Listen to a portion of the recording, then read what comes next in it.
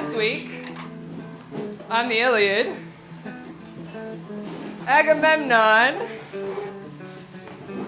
sent some guys. Phoenix, the old man, Ajax, the big one, Telamonian Ajax, Odysseus, brilliant Odysseus, sent them all to Achilles' tent so that they might try to convince Achilles to come back into the fight. So here we are in Achilles' tent, and Achilles has just ordered Patroclus to help him prepare the feast.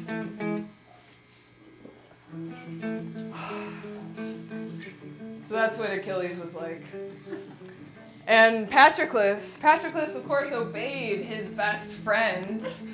And Patroclus went and got a big meat tray, and he put it right in the firelight, and he took tenderloin cuts of cows and fat goats, and then he took the chine. Do you know what the chine is? It's a backbone. It's a backbone of a swine, and it's blooming with fat. An automaton, he had to take a hold of that, and it was Achilles himself who sliced it. And then they took and chopped up all of the meat into little tiny pieces, and they put it on spits. And then Patroclus, who was a man like a god, he fanned the flames, and they went up, and then they burned out. So that Patroclus, he stoked the coals, and he put the spits over the coals, and then he sprinkled divine salt. Yeah, that's right. Salt is divine. Over all of the meat, and put it on roasting stones. And then he roasted all of the meat, and they took it and they put it on plates. And Patroclus, he took bread in beautiful baskets and put it on the table. And Achilles himself passed out all of the meat. And then Achilles,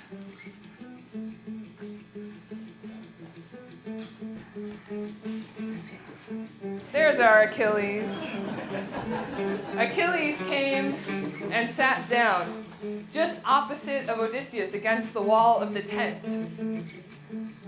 And he ordered Patroclus to take the first cuts of the meat and offer them to the gods. And Patroclus did it, and he threw the offerings into the fire. And all of these delicious things were laid out in front of them, and they all ate until their desire for eating and drinking was finally extinguished.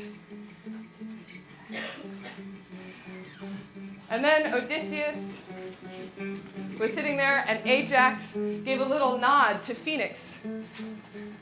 And brilliant Odysseus, he noticed. And he raised a full glass to Achilles.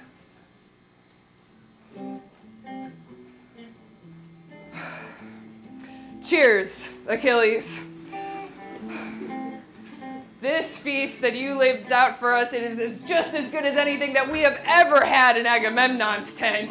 I mean, it is really delicious, and there is so much of it. But it is not the delicious feast that has us concerned now, us leaders of the Argives. There is a horrible pain upon us, and now it's in doubt whether or not we can save our well-bent ships or whether they will be destroyed unless you arm in your courage.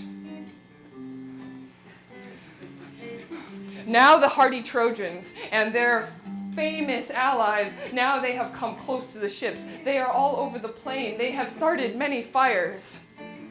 And Zeus, the son of Cronos, he gives them good omens. He keeps flashing lightning on the right side. And Hector has gone mad. He keeps running, and he's trusting in his strength.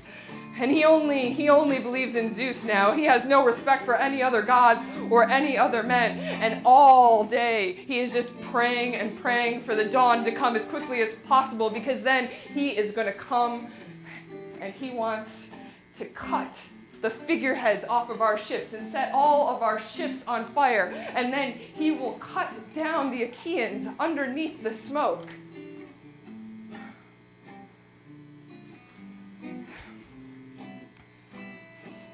You have to help us.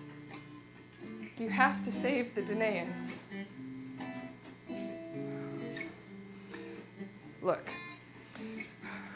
when the old horseman Peleus first sent you here to Agamemnon, he gave you orders. He said, "My son, Hera and Athena, they will make you strong if they are willing, but moderation is better. Moderation is better, so you should check that huge heart in your chest, and you should stay out of evil, scheming arguments. And then all of the Argives, young and old, they will all honor you more." That's what the old man said. But you have forgotten it. So stop it. Stop from this heartbreaking anger. Now the son of Atreus, Agamemnon, he has offered many worthy gifts. Many worthy gifts. And if you will listen, I will go through all of the things that Agamemnon has promised you from his ships. First, there are 7 tripods, none of which have ever seen fire.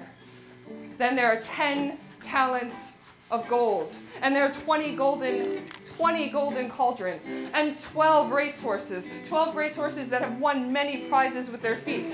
They have won so many things for Agamemnon, they have made him rich. And any man who has those horses, he will be a rich man. He will not be wanting for land or for gold. And there are 7 women. 7 women from Lesbos, the women that you yourself captured. You know they are the most beautiful race of women, and they know how to do so many beautiful works with their hands.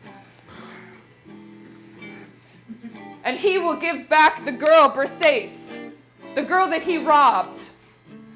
And he will take a great oath that he never slept with her, the way that men in charge are supposed to sleep with women. All of these things he will accomplish for you. And then, if he is able to take Troy, if the gods allow it, he will let you pile up your ship with gold and with bronze. He will give you 20 Trojan women, the most beautiful women after Argive Helen. And then if he makes it back to Argos, which is the richest part of all of Achaea, then he will make you his son-in-law. He will make you his son-in-law, and he will honor you the same as Orestes. And you know how he spoiled that kid Orestes, raised him up with so much wealth. Look, he has three beautiful daughters back in his well-made palace. They are Chrysothemis and Laodike and Iphanasa, and you can take whichever one you like, whichever one pleases you, back to Peleus' house and make her your wife.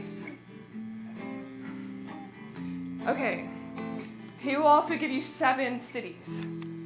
7 well-settled cities. Cardamile and Anope and grassy Ife and holy Pharai. Anthea with a deep harbor.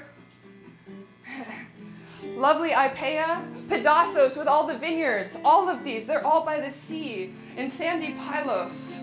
And they're full of men and full of rams and cows. And those men, they will give you gifts, and they will honor you like a god, and they will uphold your decrees that you give with your scepter. All of this he will accomplish for you. But if you still hate that man, if you hate him and you hate his gifts, will you at least pity us, all of us Achaeans? We are being worn out all along the army. And we honor you like a god.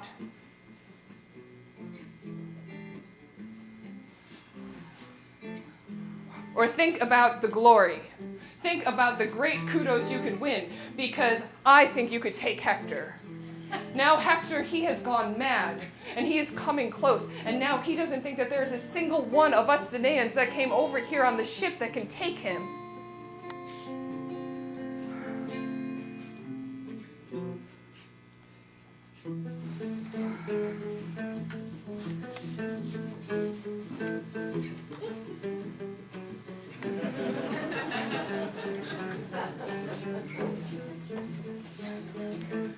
And then fast-footed Achilles answered.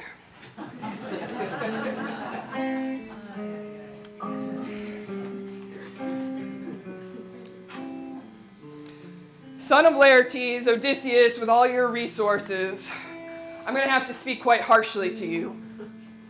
I'm going to have to tell you exactly what I'm thinking, how things are. Because I don't want you coming here one after another, sitting next to me, trying to convince me with your soft words. And you know, I hate the man who has one thing in his heart but who says another. I hate him more than I hate the gates of Hades. So now I'm going to tell you what I think is best.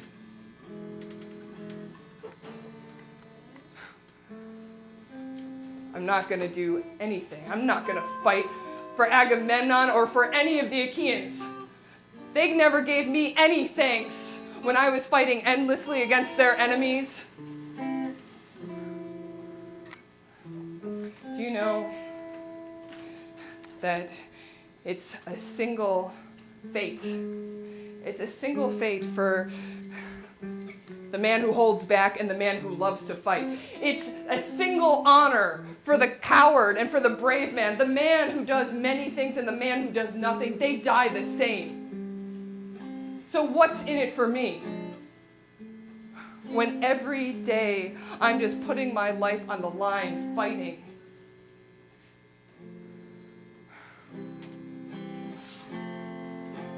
I'm like a mother bird. Like a little mother bird that brings morsels to her babies, but she starves. That's how I am through all of my sleepless nights, fighting through all of my bloody days, fighting against enemies for the sake of women.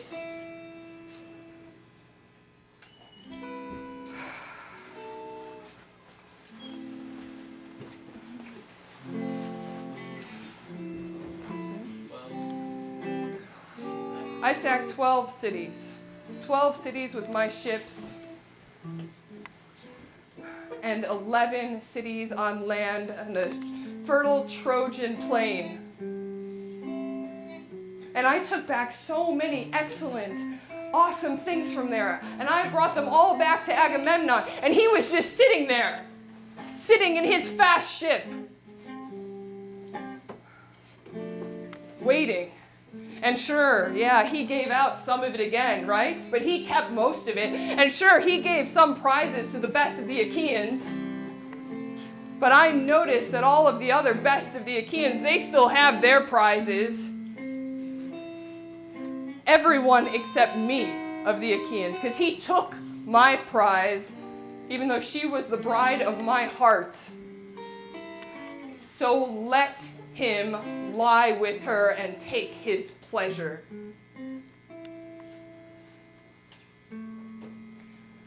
Why did the Argives even have to fight against the Trojans?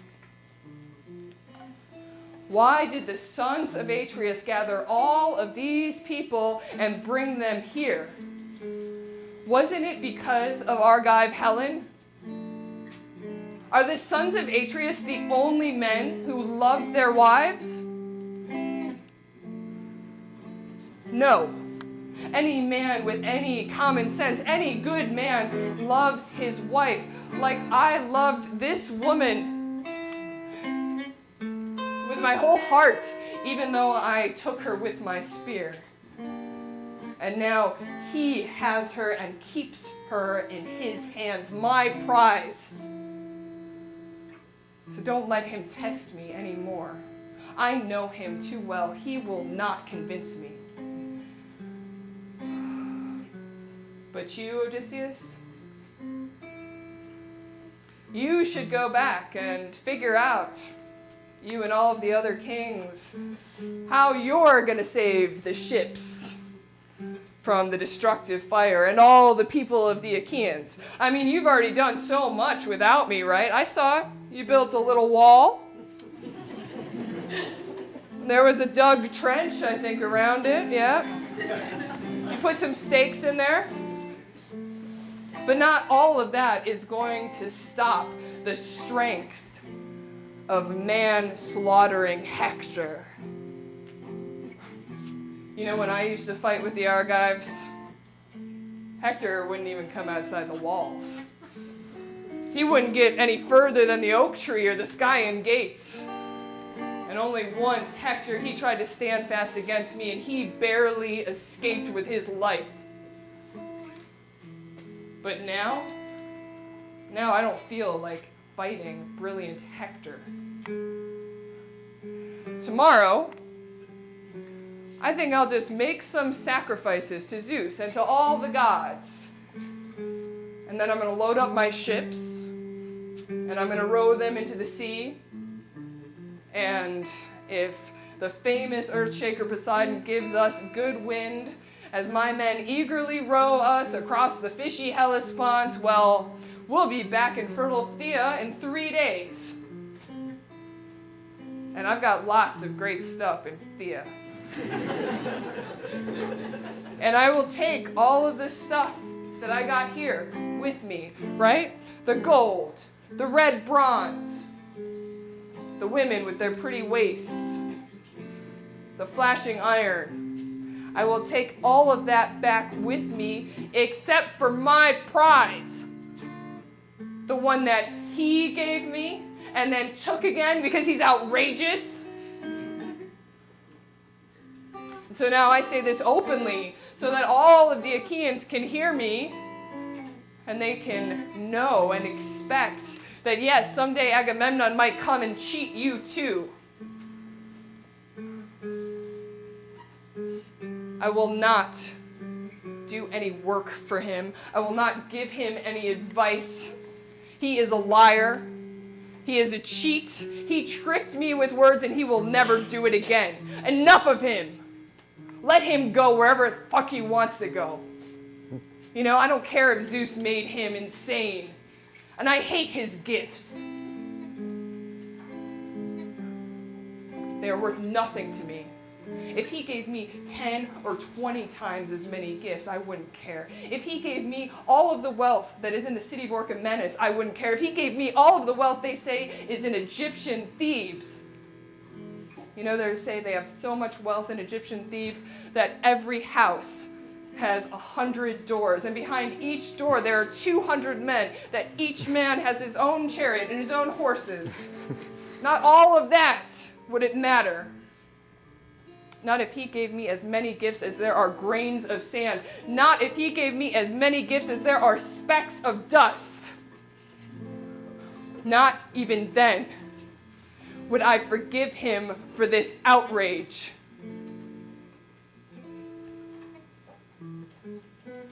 And I'm not going to marry one of his daughters. One of Agamemnon's daughters. I don't care if she's as beautiful as golden Aphrodite. I don't care if her work is as good as that of bright-eyed Athena. Let some other Achaean marry her. Some Achaean that he finds more suitable. Kinglier, I think his word was. Besides, if the gods let me make it home again, it will be my father, Peleus, who chooses a bride for me. I've always kind of wanted to marry one of those girls, you know. There's so many beautiful Achaean girls in Hellas and in Phthia, the daughters of the best men, men who defend their cities. I'll marry one of those, and I'll grow old with her, and we will enjoy Peleus' wealth together. Because my life is worth more than all of the wealth that they used to say was in Troy in peacetime before the sons of the Achaeans came. My life is worth more than they say is underneath the stony threshold of the treasury of Phoebus Apollo the archer up in rocky Pytho. You know, when we think about the stuff we carry off, cows and the fat sheep and the tripods and the horses with the blonde manes, all that stuff we carry off.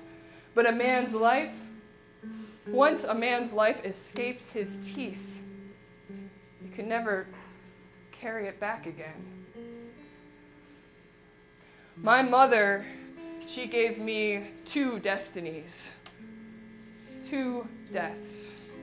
Either I could stay here in Troy and I could fight and I would die, never have my homecoming, but my glory would go on unending.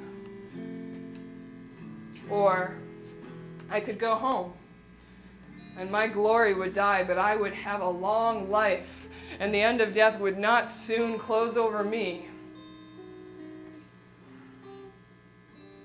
But now, you know, I would recommend to anyone else to set sail for home. Because I don't think that the end of Troy, of steep Ilion, is still coming.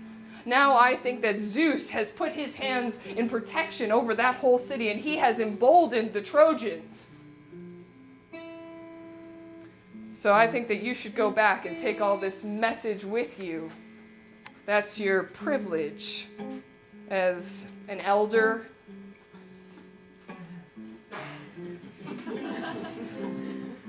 And you know, you should probably come up with some better plan than this one you cooked up while I was sitting apart in my rage, because it's not going to work.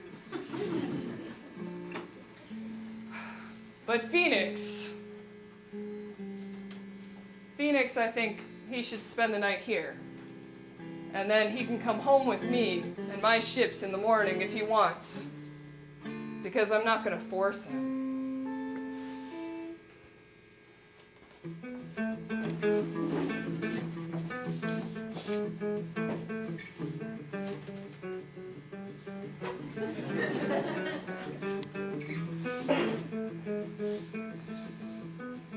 So all of them were stricken to silence because Achilles had spoken quite forcefully. And the old man Phoenix, the horseman, he burst into tears because he was so scared about the ships of the Achaeans.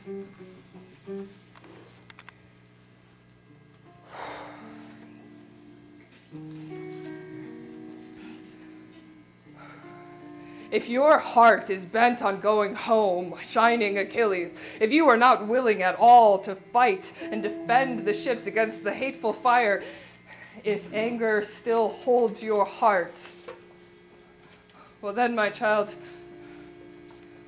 how am I supposed to be left here without you? Don't you know that it was with you that the old horseman Peleus sent me here to Agamemnon?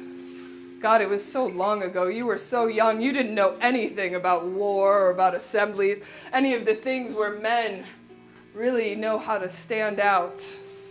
That's why I was sent with you, to teach you all of these things, to make you into an orator, to make you into a doer of deeds.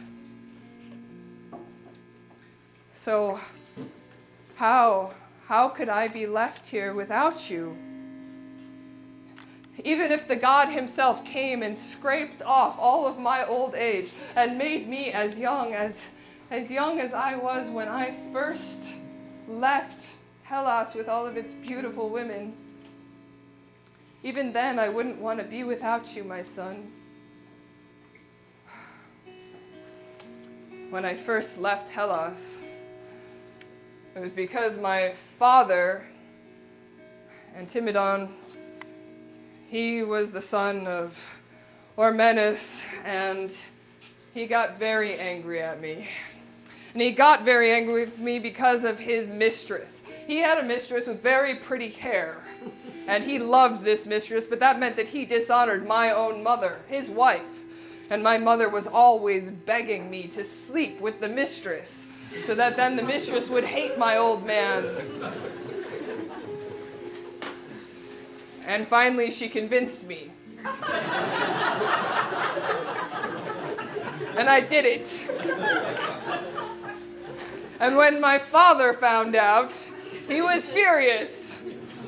And he called down curses on me. He called curses on me from Zeus in the underworld, and Persephone with all of her praises, and the Furies that I would never be able to have a child of my own to bounce on my knee. And the gods, they brought these curses to pass. And so it got to the point where I couldn't even stand being in my father's halls anymore. I was so sick of him, and he was so mad at me. But all of my cousins and my extended relatives, they begged me to stay. And so they kept bringing food. They brought cows and fat sheep to slaughter, and then they brought the swine dripping with fat. And they skinned them and they stretched them all out over Hephaestus' flame. For 9 nights, they slept next to me and always made sure that there was a fire burning. They were taking turns keeping watch. And there was one fire in the courtyard with the walls, and there was another fire on the front porch, right in front of the doors to my bedroom. But on the 10th day, I finally escaped. I escaped through the bolted doors that fit well together, and not one of the guards or any of the women in the house noticed me, and I ran away. I ran away across the wide country of Hellas until I came to fertile Thea, mother of the flocks, where Peleus, your father, rules. And he was so nice to me. And he just took me in. And he loved me like a father loves an only son. He made me rich. He gave me a bunch of men to rule over the Dolopians, who lived all the way out on the far edge of Thea. And that was when I made you, Achilles, the kind of man that you are. Don't you remember? You would never let me leave to go eat dinner at someone else's house. You would never even let me eat at our own house without running over and sitting on my knee. And then I would cut up all of the little meat for you, give you sips of my wine. How many times did you soak my tunic through, spitting up wine on me in your troubled youth? So I went through a lot, and I worked hard, and the gods still made it so that I couldn't have a child of my own to bounce on my knee. And that's why I made you, God-like Achilles. I made you my child, so that you would defend me from hateful old age. So come, Achilles, you must beat down your heart. You must let go of this anger. Even the gods change their minds. And the gods are stronger than you, both in terms of their honor and in terms of their force and in terms of their excellence. Think about it. When a man makes a mistake or when he oversteps, he can change the gods' minds with sacrifices or with gentle prayers or with libations or with the fatty smoke. Okay, how about this? Consider the prayers, the Litae, the daughters of Zeus. They are weak and wrinkled and disabled, and they can't look straight. And so when Ruin comes running because she is fast and strong-footed, the prayers, they try to chase her, but Ruin runs far ahead, harming everything on this earth. But the prayers, they come after and they heal everything.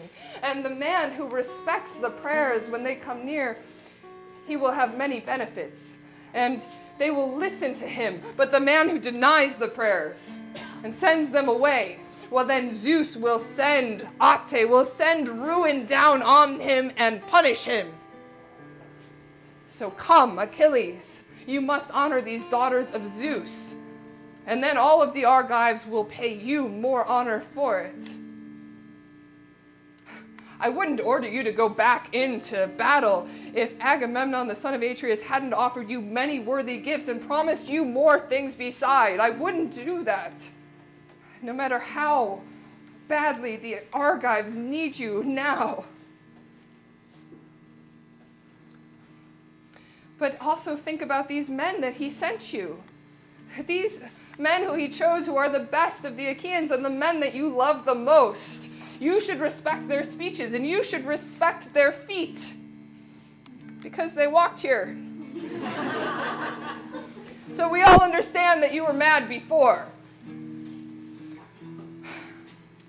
But you know, we all know the stories of famous men when anger takes a hero and they give way. They give way to gifts or to gentle words. And since you are all my friends here, now I'm going to tell you a story. It's about the Curetes and the hardy Aetolians. They were at war over the city of Calydon, and it was Golden Throne Artemis that caused this war. So that the Curetes were always trying to sack the lovely city of Calydon, and the Aetolians were trying to defend that city. And it was because Artemis did not receive the first fruits from Oeneus' orchard, and Oeneus was the ruler of the Aetolians. All of the other gods he sacrificed hecatombs to, hundreds of animals. But somehow not Artemis. I don't know if he forgot. I don't know if he wasn't thinking. But arrow-pouring Artemis was the only god not respected, and she was angry. So she sent a boar, a huge boar with flashing tusks, down into Oeneus' orchard. And it ran around, wreaking havoc, uprooting trees, smashing all of the fruit. And it was Oeneus' son, Meleager. He had to gather a huge force of men and many hunting dogs to kill the boar, because the boar was huge. It couldn't be killed by just a few men, and it had already sent many men to the funeral pyre. And Meleager killed the beast. But when Artemis came and stood over the head of that beast and its bristling skin, then she raised up the war cry and caused battle to happen again between the Curetes and the Aetolians. And as long as Meleager loved to fight, well, then the Curetes weren't doing so great. They were far outside the wall. Even though there were many of them, they were held fast. But then, rage sank into Meleager. Rage sank into Meleager because of his mom, Althea. Althea was mad because Meleager had killed her brother, who was his uncle, and so Althea, her dress soaked in tears, she threw herself on the ground, her knees on the dirt, pounding the ground and calling out to all of the gods curses to kill her son, calling out to Zeus and Hades under the earth, calling out to Persephone, and it was a fury, an air-walking fury that heard her from the darkness. But when Meleager found out about these curses, he was so mad that he shut himself up in his bedroom with his wife, Cleopatra. Okay, so it's not that Cleopatra. It's a different Cleopatra. She's the daughter of Marpessa, and Marpessa was the wife of Eidos, and she was the daughter of Eunaeus. And Eetus was the strongest of all of the men who were alive on earth at that time. And he actually went up against Phoebus Apollo with a bow, because I guess Phoebus Apollo had stolen Marpessa, but then Eetus won and got Marpessa back. So then Marpessa and Eetus had like a life together with Cleopatra was their daughter. And Marpessa called the daughter Alcyone or Halcyon at home because she sounded like a bird. Marpessa did because she was crying all the time because Phoebus Apollo had, traumatized her as a young person. So anyway, that's the Cleopatra we're dealing with here. So Meleager and Cleopatra were holed up in their room, and meanwhile now the Curetes were attacking the ramparts. And so the Aetolian leaders, they were desperate, and they got all of the holy men and sent them and offered many gifts to Meleager. The best land in all of Caledon, a cut of 50 acres, half of which was vineyards and half of which was arable land that could be tilled. And then Oeneus, his own father, came, and his mother even came to beg him, and all of his brothers. But Meleager, he refused. He refused all their gifts as they pounded on his door. And then the men, his best friends, the men he loved the most, they came. But his heart would not be convinced. And now the Curetes were setting fire to the city. Now they had brought the battle to right outside his own bedroom door. And it was Meleager's wife with her deep waist who begged him, lamenting, reminding him of all of the things that happen to cities when they are sacked. The men are killed. The city is razed to dust. The women and the children are led away by strangers. And finally, her words stirred his heart. And so he got up and he went out and he put the armor all over his beautiful skin. And he fought and defended the Aetolians. But now there was no more delightful gifts left for him, even though he was the one who defended them from their day of destruction. So I don't think that you should follow this same path. Don't let the gods turn you towards this. You should accept the gifts now and go out into the battlefield with the gifts. Because if you wait until the ships are burning to defend them, it will be far worse. If you plunge back into man-destroying battle with no gifts, well, then the Argives will have less honor for you.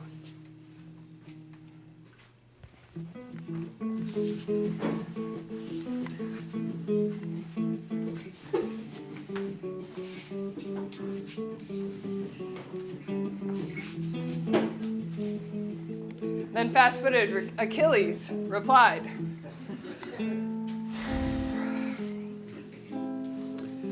Phoenix, old man, Atta, I don't even need that kind of honor. The only honor I need is the kind that Zeus, the son of Kronos, gives me, the kind that keeps me holding fast next to the beaked ships, the kind that keeps my breath in my chest and my knees moving. And I'm going to say another thing, and I want you to throw it into your thoughts. Don't come here to me like this, whining, crying because of Agamemnon. You should not love that man, because then I might hate you, and I love you now. You should want to cause him as much trouble as he's caused me.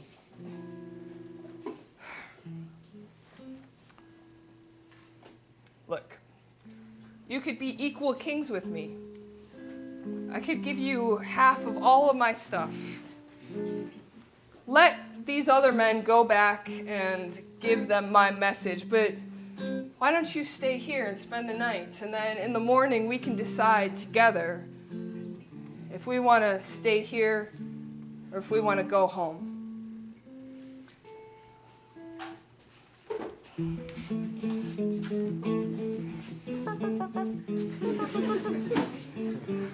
That's what he said.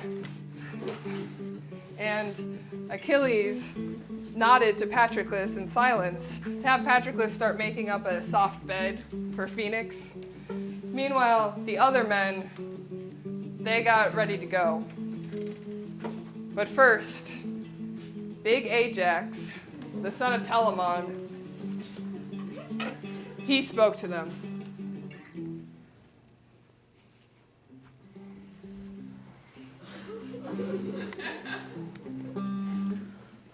Well, son of Laertes, Odysseus, with all your resources, I think we just need to go. It's pretty clear that our speeches aren't going to accomplish anything here. We need to get back to the Danaans as fast as possible because we got to give them this message, even if this message ain't good. Because this man, he's got a savage heart in him. He's not going to change. Not even for his friends who honored him like a god. You know, a man who loses a brother to murder, he accepts a blood price. Or even a man who loses his child, and then the man who committed the crime, well, he stays in the community because he paid his reparations. And that other man who suffered the wrong, well, he lets go of his anger because he's been made whole. And the gods put a heart in you that won't change over a single woman. And we come and offered seven of the best women.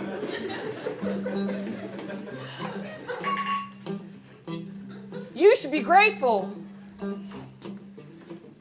You should respect your house. You should respect this whole crowd of Danaans here. All of us Achaeans, that all we ever wanted was for you to care about us, for you to love us.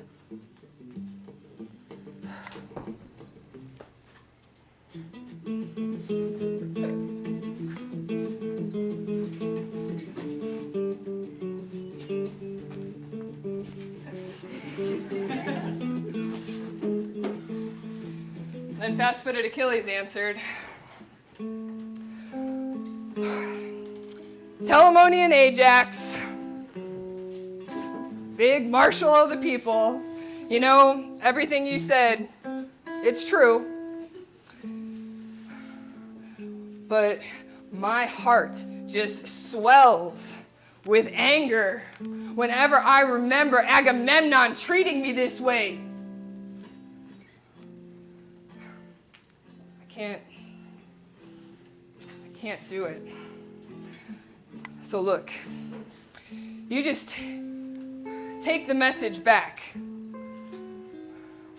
that I am not even going to consider going back into bloody battle, not until Hector, the shining son of Priam, has fought his way, killing Argives, till he has fought his way all of the way to the Myrmidons' ships and tents. And then when he has reached my own ship and my own black ship and tent, maybe then I will fight against brilliant Hector.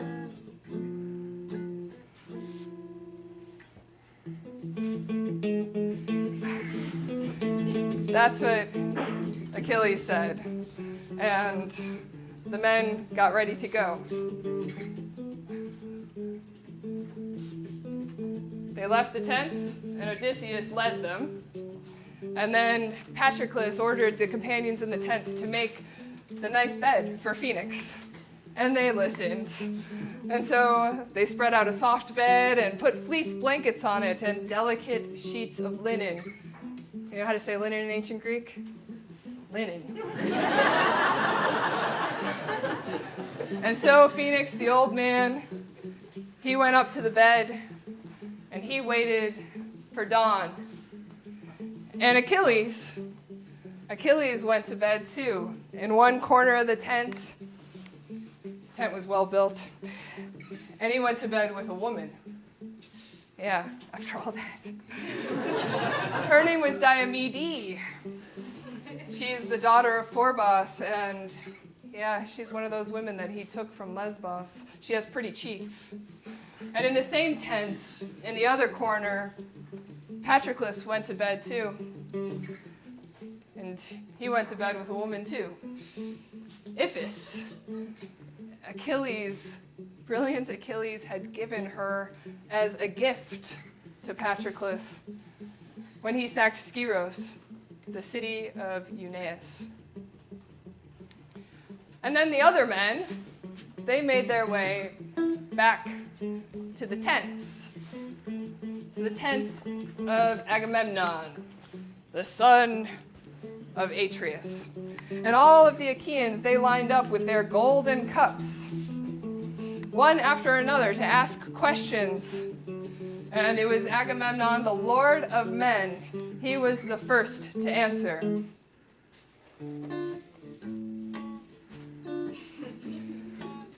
Odysseus! So much praise for you. I mean, you are the great kudos of all the Achaeans. So what did he say? Is he going to defend the ships from the hateful fire, or is he going? I mean, does the anger still hold his heart?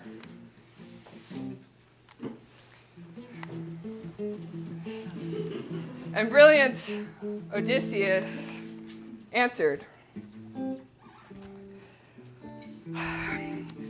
well, son of Atreus, Agamemnon, lordliest lord of men, that man will not quench his anger, and he refuses all your gifts. And he threatened to go home in the morning, to row into the sea and go back to Phthia.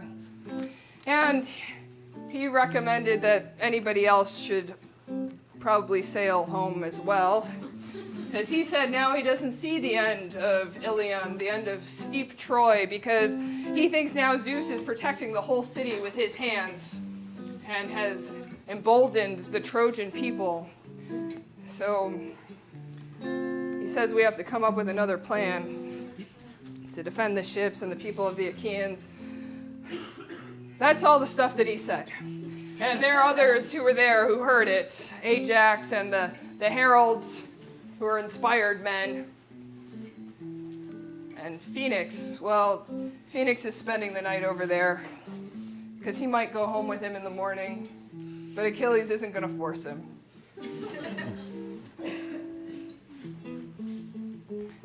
So, sorry, can't stack heads. That's what he said, and everyone was stricken to silence. He had spoken quite powerfully, and all the Achaeans were super sad now.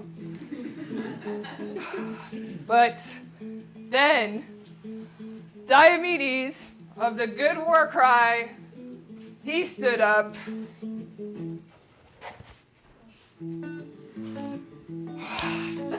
Son of Atreus, Agamemnon, lordliest lord of men, you know, I really don't think that you should have offered that man 10,000 gifts. The blameless son of Peleus, come on. You know, he already had this like super manly heart in him. Now you've just made that worse. Who cares if he stays or if he goes? He will only fight again when the heart in him commands him to, or maybe some god. But now I'm going to say something. And I hope you'll all listen to me. We're going to go to bed. But first, we're going to enjoy the food and the drink, because that is battle fury and that is courage. And then, in the morning, we're going to hold all of our people and the horses by the ships, and we're going to get ready for war. And I myself, I'm going to fight in the front lines. So that's what he said. And all of the Achaean kings, they all applauded. They really respected what horse-breaking Diomedes said. That guy always has the best speeches. And then each man scattered and went back to his own tent. And they all went to their beds. And then the gift of sleep took all of them.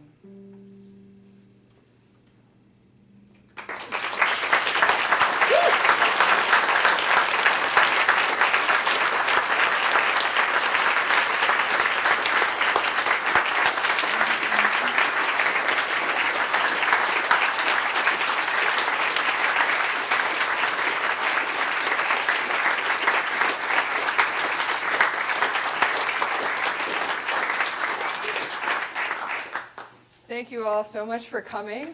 As always, we want to give a shout out to Bar Depin and Ahmed.